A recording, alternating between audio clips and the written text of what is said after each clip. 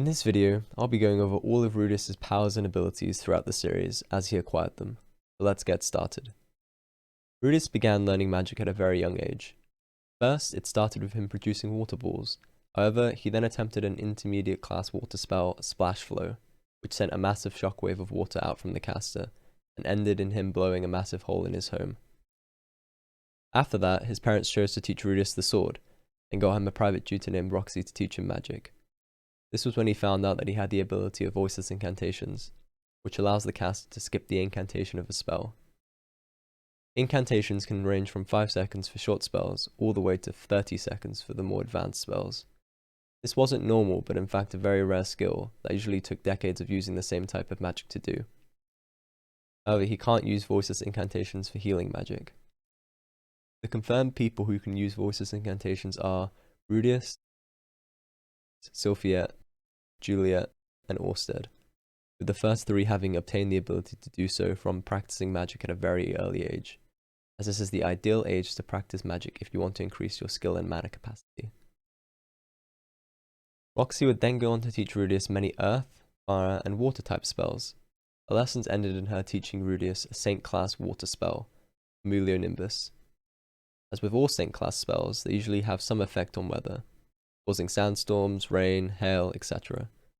This was the strongest spell Roxy could use, and Rudeus pulled it off first try, making him a Saint-class water magician, for which Paul later mentions the number of Saint-class magicians can be counted on your hands.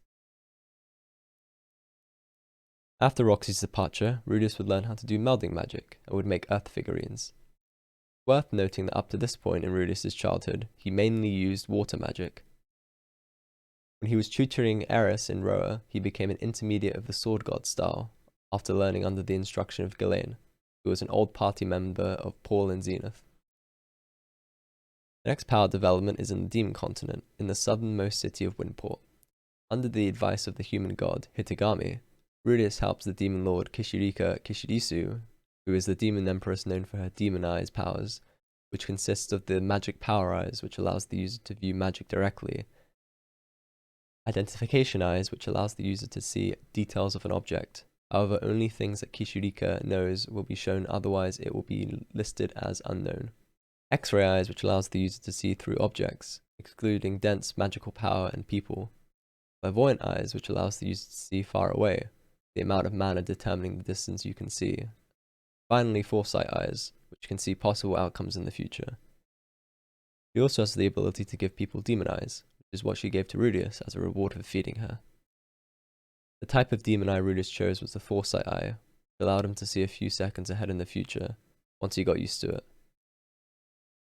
It's worth noting that he mainly used rock blast and other earth-based spells in his Demon Continent days.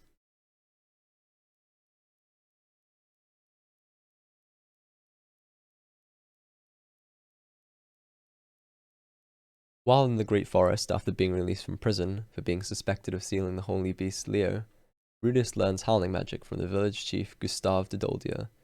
However, it hasn't proven to be as effective due to Rudeus not having the required vocal cords of the Dorudia clan. After he first encounters dragon god Orsted and is nearly killed, he learned how to use Ranma, which is disturb magic, from watching Orsted use it, allowing him to cancel magic. This will come in very useful in future fights. A while after attending the Magic University, Rudeus duels the demon lord Badigadi, who after meeting with Kishiriku and hearing about Rudeus, decides to venture from the Demon Continent to meet with him. Afterwards, Badigadi states that Rudeus' rock bullet is at the level of an Emperor-class earth spell, in terms of strength. In an alternate future, Rudeus learned how to do gravity magic and time travel magic. Whilst at the Magic University, Rudeus becomes proficient with all types of magic and attains the Saint rank in all except barrier magic, as this magic is hard to learn due to only being taught in the Holy Miller's Kingdom. In his rematch with Orsted, because Rudeus can't use Toki, which uses mana to shield one's body due to his Lapis affinity, he had Cliff and Zenobia develop magic armor that allowed Rudeus to become strong enough to force Orsted to fight seriously. Rudeus also unleashes a combination of fire and air type magic in this fight, which results in a nuclear explosion that is stated by Orsted to be on the level of god-class magic. When visiting Perugius, he taught Rudeus summoning magic, which allowed Rudeus to summon a light spirit.